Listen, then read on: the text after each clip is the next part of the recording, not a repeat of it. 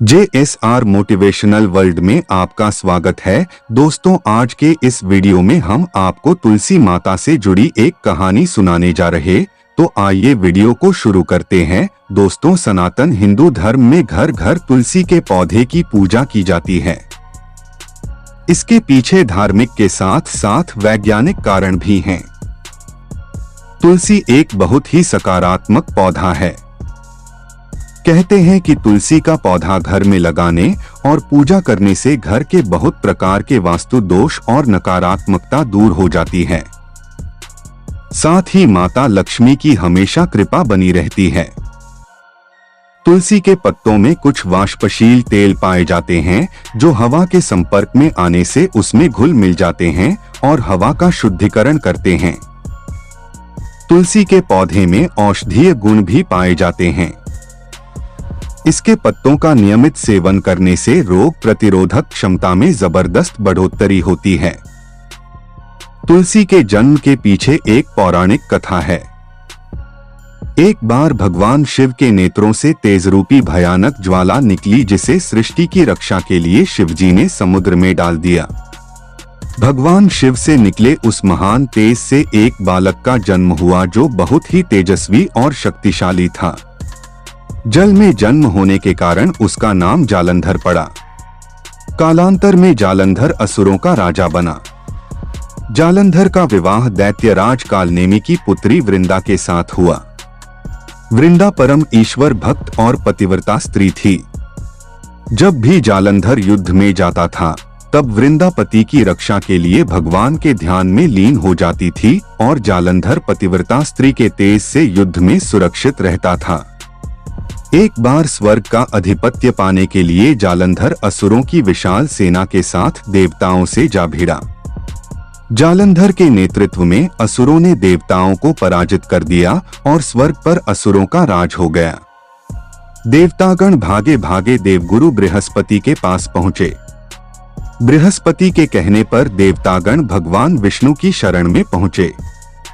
देवताओं की प्रार्थना सुनकर भगवान विष्णु उनकी सहायता के लिए जालंधर से युद्ध करने गए, पर भगवान विष्णु शिव के तेज से उत्पन्न हुए जालंधर को पराजित नहीं कर सके और उसे वर मांगने को कहा।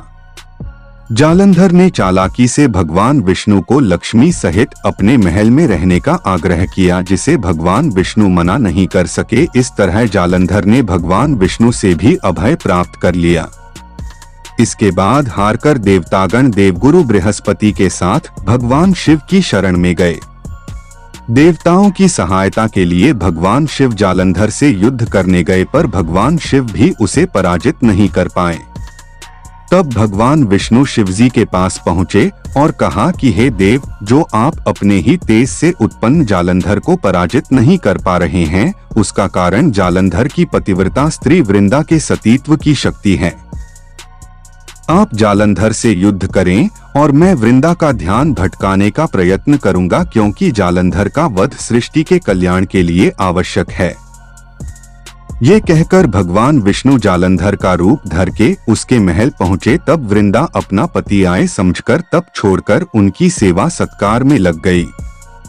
इधर युद्ध में भगवान शिव ने जालंधर का वध कर दिया। जालंधर का वध होते ही दूत वृंदा को खबर देने पहुंचे। तब वृंदा को समझ में आ गया कि उनके साथ छल हुआ है।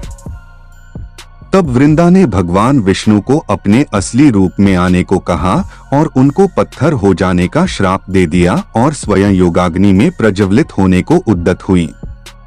पर तभी वहां सभी देवी देवता पहुंचे और माता लक्ष्मी वृंदा से भगवान विष्णु को श्राप मुक्त करने का अनुरोध किया, जिसे मानकर वृंदा ने भगवान विष्णु को तो क्षमा कर दिया, पर स्वयं योगाग्नि में भस्म हो गई।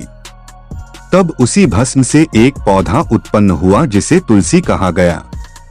भगवान विष्णु के उसी पत्थर रूप यानी शालिग्राम से तुलसी विवाह की परंपरा शुरू हुई। आज भी कार्तिक महीने के शुक्ल पक्ष की एकादशी तिथि को प्रति वर्ष तुलसी विवाह का उत्सव धूमधाम से मनाया जाता है।